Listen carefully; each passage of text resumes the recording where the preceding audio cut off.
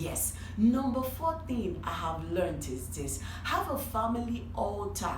Yes. When we got married, I mean, we're two believers, so we're spiritual people, heaven booked, Holy Ghost filled, and all of that. So we used to do like he prays, me I'll pray, everybody's firing in tongues, yeah, praying differently and all. But it didn't take time for us to realize that we weren't going to make much progress in our life that way. I mean, two are better than one, and the two have become one. So if the two have become one, then we must come together spiritually, get a family altar, let that two fire that is burning independently burn together, so that we can have more, we can achieve more. Even our children can find some refuge under the family covering and burning fire altar. So it's important that you have a family altar. I can't begin to recount to you testimonies upon testimonies that we've harvested from our family altar. So I've learned it's something you can't do without as a family. If you want to enjoy bliss, you must have a family altar. Very important. Then number five thing I've learned is this: agreement. So like I was telling you before, I grew up to be one very independent girl. So I think about something, I think it's good, I just want to do it. I don't care if he knows, and I don't even really care if he's aware. I just think it's good, and then I run off and I do it.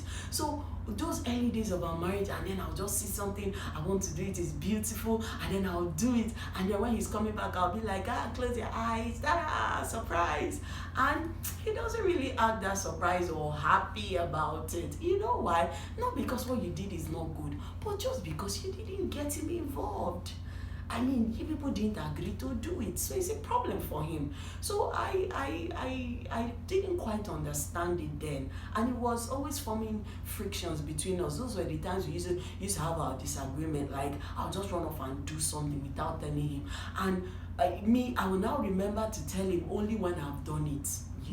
So I learned to get him involved in everything that I'm doing, agree with him to do it, and then we pursue it together.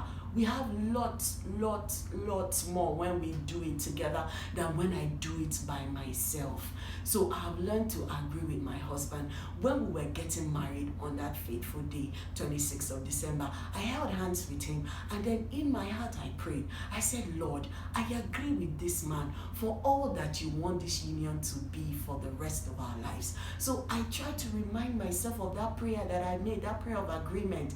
I tried to remind myself about it, because I like to just run off and do things and tell him later, but it hasn't helped the marriage. So I've learned in the 6 years that I should agree with him in anything that I think it's okay to do in the marriage, to people in the marriage, outside of, like family, extended family and all of that. So I agree. His voice is the one I agree with, irrespective of what another person is saying, irrespective of, what some good meaning people are saying. I agree with my husband first. It has helped us make tremendous growth, tremendous progress. It has helped us make tremendous progress in this our marriage.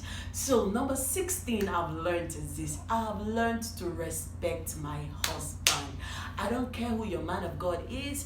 I don't really care, who are all the other people in your life. It's important that you have the highest, the utmost respect for the man that you married as a woman.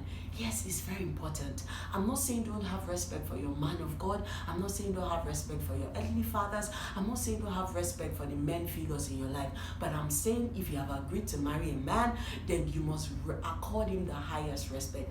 Growing up, my dad died when I was quite young. So, in the house, okay, I had my older brothers, but then we didn't have like, this is daddy's space, this is daddy's this, just keep that space, keep this daddy and all of that. We didn't have a lot of that. So I had to learn it myself to be able to, yes, I know this guy is my friend, he's my buddy, he's my playmate, he's my bestie, he's all of that. But I must accord him that special respect that I cannot give to anybody.